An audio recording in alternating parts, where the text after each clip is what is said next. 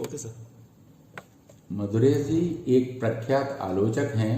वे पिछले 6 दशकों से आलोचना के क्षेत्र में सक्रिय हैं। उन्होंने लगभग 60 से अधिक पुस्तकें लिखी हैं। ये हमारे सौभाग्य की बात है कि वो हमारे शहर बरेली में रहते हैं। पहले मधुरेश जी ने रांगे राघव पर साहित्य अकादमी के लिए मोनोग्राफ लिखा था। मोनोग्राफ के उपरांत मधुरेश जी ने मार्क्सवादी जीवन दृष्टि और रांगे राघव नामक पुस्तक लिखी जो अत्यंत चर्चित हुई। रांगे राघव का जन्म 17 जनवरी 1923 को हुआ था। रांगे राघव ने हिंदी की प्रायः सभी विधाओं में लिखा है। काव्य, नाटक, उपन्यास, कहानी, रिपोर्टाज, आलोचना और गाथा।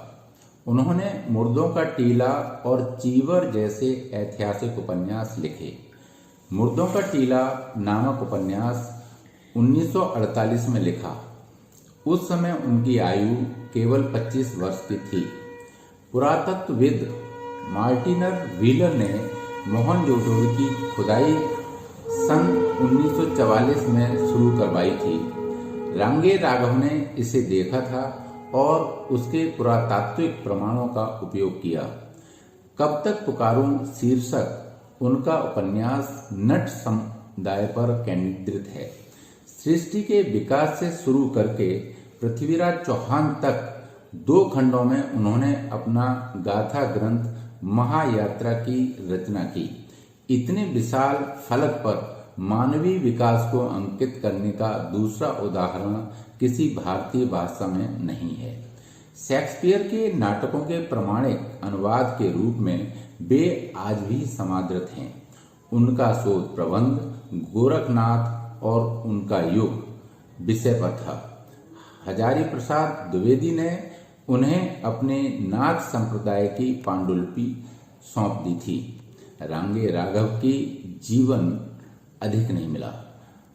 केवल 39 वर्ष की आयु में ब्लड कैंसर से उनका निधन हुआ।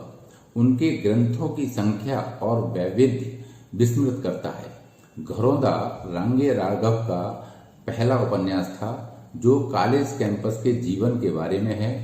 इनके गुरु हिंदी और अंग्रेजी के मार्क्सवादी आलोचक सेंट जॉन कॉलेज आगरा के प्रोफेसर प्रकाश चंद्र गुप्त ने लिखा है कि आज उन्होंने घरौंदा बनाया, कल घर बनाएंगे, और उनकी ये भविष्यवाणी बिल्कुल सही साबित हुई। जीवन नामक उपन्यास हर्षवर्धन और उनकी बहन राजश्री के विषय में है। लखिमा की आंखें भक्तकालीन कवि विद्यापति पर केंद्रित है। ध्वनि और धुआं गोरखनाथ पर आधारित है। पंछी और आकाश उनकी उर्वर कल्पना शक्ति का अद्भुत उदाहरण है। शेक्सपियर के नाटकों का एक एक रात में अनुवाद करना, कब तक पुकारूं 600 से अधिक पन्नों का उपन्यास 1 माह में लिखना उनकी विशिष्ट और बहुमुखी प्रतिभा का प्रतीक है। तूफानों के बीच नामक रिपोर्टाज 1943 में बंगाल के अकाल पर आया, जिसके लिए डॉक्टरों की टीम के साथ वे स्वयं बंगाल गए और अपने अनुभवों को बड़े करुण प्रसंगों में ढालकर प्रस्तुत किया। बाद में इसी विषय पर अपना उपन्यास विषाद मठ लिखा, जो बंकिम चंद्र के आनंद मठ का रचनात्मक विरोध का प्रतीक है।